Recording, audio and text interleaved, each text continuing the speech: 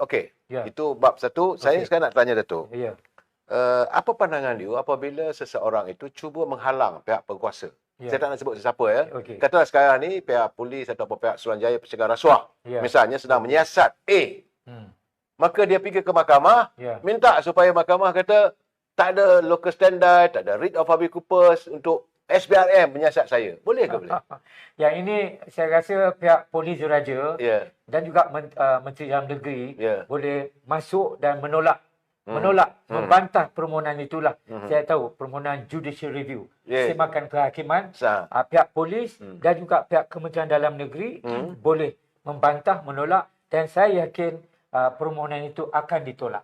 Kerana apa? Ya. You cuba menyekat kuasa Polis Diraja. Ya. Polis Diraja dia ada kuasa dia. Betul. Bagaimana pula dengan SPRM? Ya, begitu. SPRM juga ada kuasa di bawah Akta SPRM, Okey. dan permohonan yang dibuat oleh sepolan-sepolan tu, Ya, ya, tahu siapa, Ya.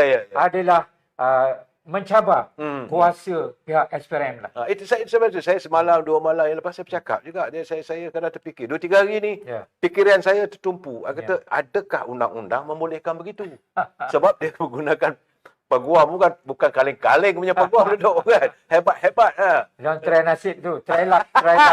Tapi saya boleh cakap lah, mahkamah akan tolak. Mahkamah akan tolak. Permohonan itu mahkamah akan tolak. Sepengetahuan Datuk dari segi undang-undang memang tak boleh. Ialah jangan try.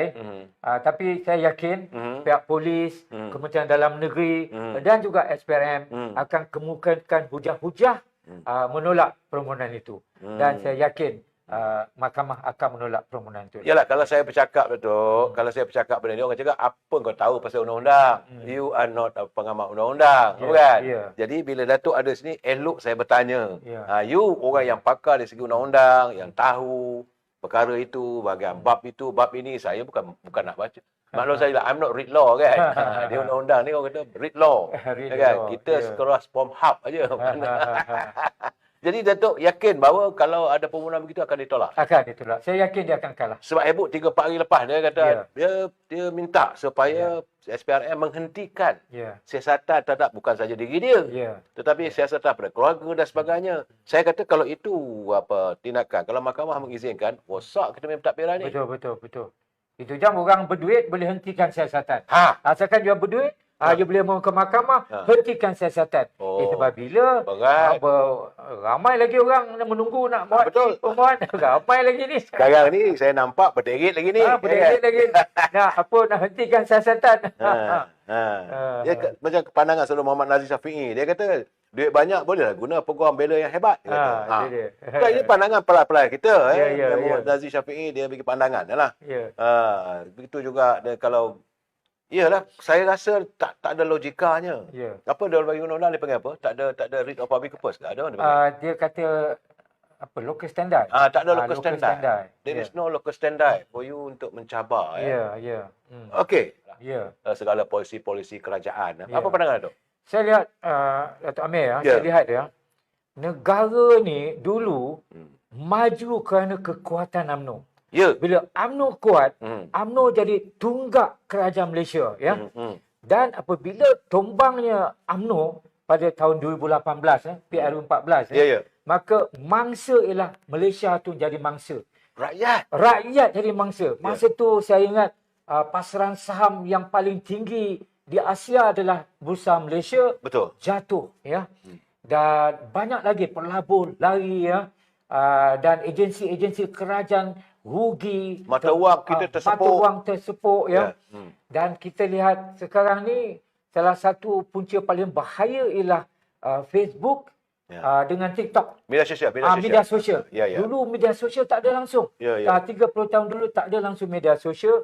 Sekarang kerana adanya media sosial, terlalu sangat banyak pandangan, sehingga kan rosak perancangan lah.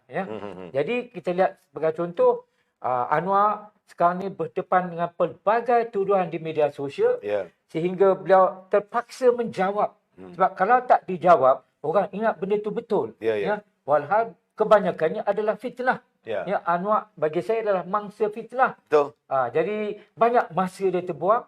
Sepatutnya dia dah sekarang ni fokus kepada pembangunan ekonomi lah. Sepatutnya kita way forward lah.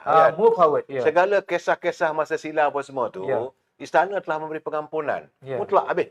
Ya. Sekarang ni sepatutnya rakyat kita meneruskan, tak payah lagi dibangkit kisah silam dan sebagainya. Bagi pandangan saya lah. Sebab beliau telah pun dijatuhkan hukuman, masuk penjara dan sebagainya. Dan di saat beliau serve dalam penjara, waktu itulah Duli Yang Mulia Pertuan Agong membuat keputusan mengampunkan sepenuhnya.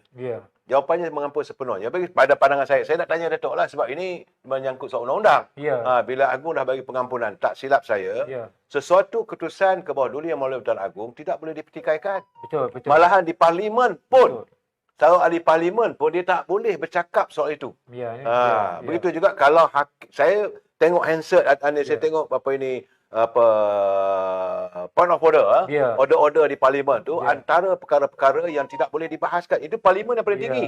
Ahli parlimen tak boleh membahaskan sesuatu keputusan yang telah dibuat oleh ke bawah Duli Yang Pertuan Agong, Keputusan Raja-Raja Melayu dan hakim. Betul. Tapi kita di sini, bila hakim dah berkeputusan pun, dia jadi pertikaian di parlimen. Saya rasa ini yang tak tahulah, saya melihat bahawa Datuk Seri Anwar Ibrahim sebab itu nampaknya dia tak melayan sebab dia mahu memastikan the separation of power itu berkekalan.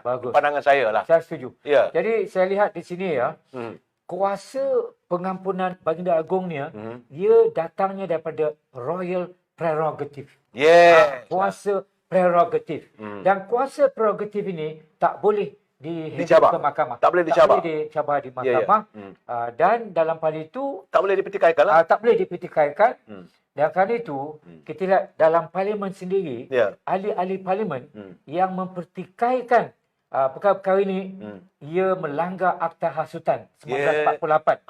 Dia melanggar Akta Hasutan 1948. Ingat tak Mak Koding dulu? Mak Koding Sabah. Dia bangkitkan isu sekolah Cina ni semua. Dan dia didakwa di bawah Akta Hasutan 1948. Begitu juga mempertikaikan raja-raja, membangkitkan rasa benci ke atas raja-raja. Ini semua kesalahan di bawah Akta Hasutan, termasuk juga memburuk, menghinakan mahkamah. Juga di bawah kesalahan di bawah Akta Hasutan. Dan ahli parlimen tidak terkecuali berkaitan dengan Akta Hasutan. Itu dia. Itulah dia. Saya merasakan bahawa kadang-kadang warga kita memang sedap cakap. Cerita buruk orang ni memang seronok orang dengar. Masyarakat kita ni, Datuk, saya cuba buat kajian terhadap bangsa kita lah. Kadang-kadang cerita pun malu juga. Tapi itu realitinya. Ceritanya kalau orang bergaduh, sebagai contoh Datuk, orang bergaduh laki bini tepi jalan. Ramai orang berkerumun. Betul. Kan? Betul. Tapi kalau orang cakap, jomlah kita buat kebaikan. Tak ada orang yang ikut.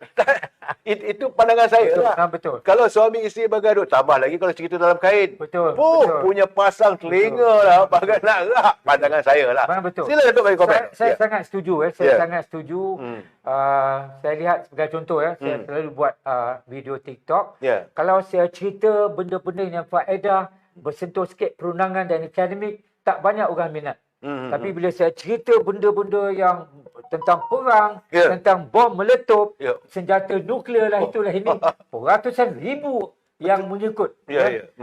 Rasanya mungkin orang tertarik dengan berita buruk. Sensasi. Sensasi. Macam di London semasa saya pelajar undang-undang dulu kalau akhbar The Times, The Guardian, ramai orang baca. Betul. Tapi kalau News of the World, dengan skandal dia, penuh orang baca. News of the World. 11 juta.